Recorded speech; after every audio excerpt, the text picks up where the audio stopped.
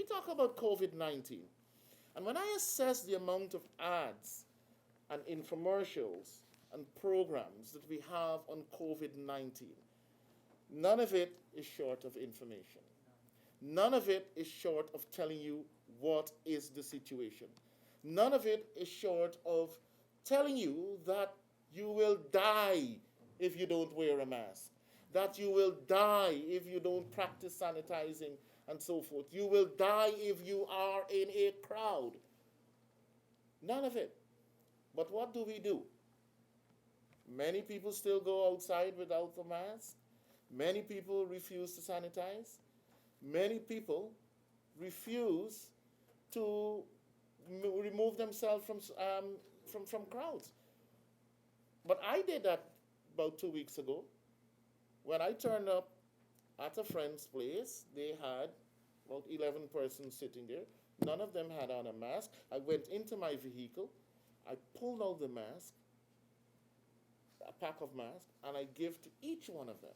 I said, could you put on the mask before I sit among you?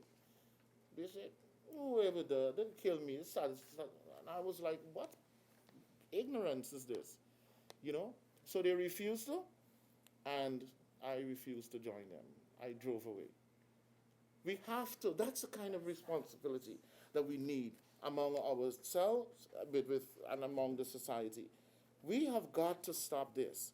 We have got to reduce. I shared with Ramona and Mr. Clark the ideas of campaigns in the minibus industry. No mask, no ride. It's a sexy message, isn't it? It's a sexy. No mask, no ride. If you don't have on a mask, you won't get into the minibus. It is the conductor and the driver who should ensure that that doesn't happen. And you, if you're going into a vehicle and you see a whole lot of people without masks, then don't join the vehicle. So we have to be able to rethink. And everybody's putting the burden on the government. Oh, does the government have to make sure that people don't get COVID? The government has to make sure that you don't catch a virus. You know what I mean? So how does the government do that? Yes, we have measures. We have curfew in place. We have rules about gatherings and so many other measures. But those are measures that we put in place to be able to guide and to protect people as far as they practice what we put there. And yet still you'd have so many people not doing it. Now, I understand how strenuous it is to have on a mask for the most of your day, for all of your day if possible. And it is not a good thing. I don't feel good in mask. I mean, for some people, they would say that I look good in it because it probably helps me to look nicer.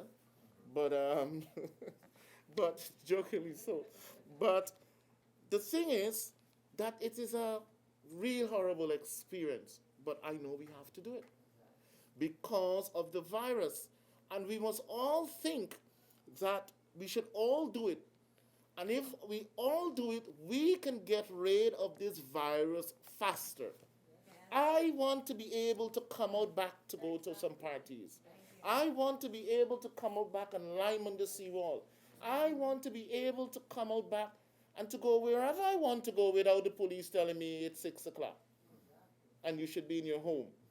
Therefore, why don't we be disciplined enough to practice the measures and to realize that this is only going to go to our benefit? And so, yes, I lost a cousin because of COVID-19, but I know that I lost him too because he was careless. He was careless. So that is what we need to understand, that at the end of the day, it all comes back to the individual behavior. And we need to have more targeted approaches and more targeted programs tackling behavior, tackling attitude, because there's a whole host of information out there. And that is why I've kind of been working on changing the COVID messages on the more graphic messages. So you'll see one with the cremation, um, person being cremated, and so forth.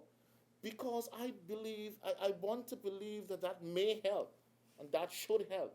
That you, when you sit in front of TV, you must see that's where you're going. That's where you're going.